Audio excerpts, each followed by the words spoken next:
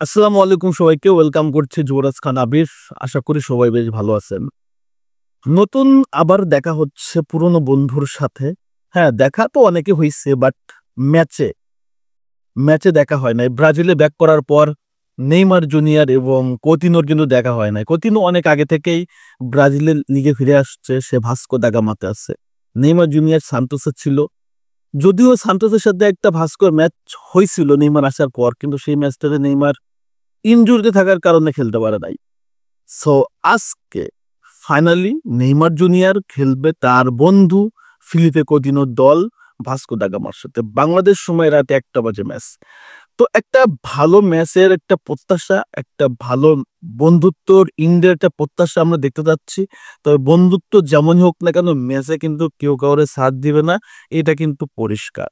কারণ ম্যাচটা যখন হয়, আপনার কম্পিটিশনের ম্যাচটা যখন হয়, আহ, একটা বিশাল বড় একটা ফাইটিং থাকে। সো সেই ফাইটিং এর ভিতরে ভাই কেউ কাউকে ছাড় দিবে না, এটা একদম সিম্পল কথা।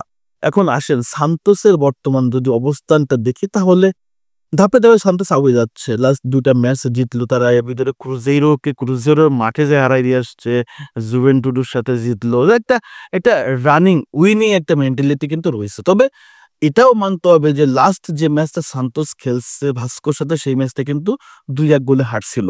যদিও সেই ম্যাচে নেইমার ছিল না, এই ম্যাচে নেইমার ব্যাক করছে। সো গুগল বলতেছে নেইমার জুনিয়রের দল সান্তোসের এই ম্যাচে জয়ের সম্ভাবনা 60%।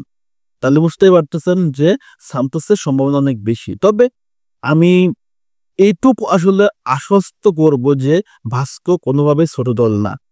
coutinhoর সাথে তাদের সবচেয়ে নির্ভরযোগ্য প্লেয়ার রায়ান রয়েছে। আমরা জানি রায়ান ব্রাজিলের বর্তমান সবচেয়ে ইয়াং তরুণদের ভিতরে সবচেয়ে সেরা পারফর্মার। রায়ান রিসেন্টলি খুব দুর্দান্ত ফর্মে আছে, এজ লেভেলে কোপা আমেরিকা জিতে আসছে এবং রায়ানের উপরে কিন্তু ইউরোপের অনেকগুলো দলের বড় লেভেলের নজর আছে। বিশেষ করে বায়ার্ন মুনিকের মতো দলের নজর রয়েছে রায়ানের উপর। সো একটা ভালো ম্যাচ হতে যাচ্ছে, কোনো সন্দেহ নাই। এই ম্যাচটার আগে সান্তোসের অবস্থান যদি দেখি টেবিলে, তাহলে সান্তোসের অবস্থান আছে হচ্ছে 14 নম্বরে এবং রেলিগেশন জোনে আছে হচ্ছে ভাস্কো দা গামা। সো দুইটা দলেরই যদি সিকিউর করতে হয়, রেলিগেশন জোন থেকে বেরিয়ে আসতে হয়, তাহলে জয়ের কোনো আসলে বিকল্প নাই। নেইমার জুনিয়র ব্রাজিলে ব্যাক করতেছে এবং আমরা এটাও চাই যে coutinho ব্যাক করুক, কিন্তু বর্তমান পারফরমেন্স ফিটনেস অনুযায়ী coutinhoকে আসলে ব্রাজিল দলে দেখাটা এই মুহূর্তে দুঃস্বপ্ন ছাড়া কিছুই না।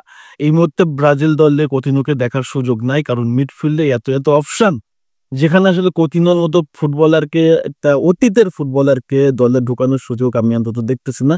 যদি তার পারফরমেন্স থাকতো টপ ক্লাস, তাহলে বিষয়টা থাকতো সম্পূর্ণ আলাদা।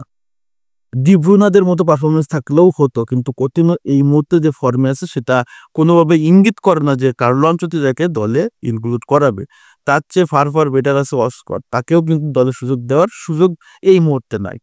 তো আমার কাছে যেটা মনে হয় যে এই ম্যাচটাতে নেইমার জুনিয়রের আরো ভালো আসলে ফিট থাকতে হবে, কারণ তারা 6টা ম্যাচ ভালো খেলছে, ফিট ছিল, 90 মিনিট খেলছে এবং আজকের ম্যাচটাতেও যেন 90 মিনিট খেলে। গোল অ্যাসিস্ট পেলে তো ভালো কথা, বন্ধুর দলের সাথে যদি গোল অ্যাসিস্ট পেয়ে যায় তাহলে তো ভালো কথা।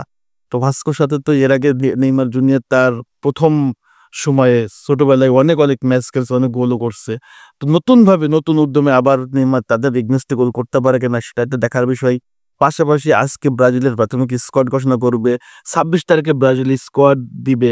সো নেইমার জুনিয়রের এই মুহূর্তে কোনোভাবে রিস্ক নেওয়ার দরকার নাই, কোনোভাবে রিস্ক নেওয়ার দরকার নেই গোল অ্যাসিস্টের জন্য।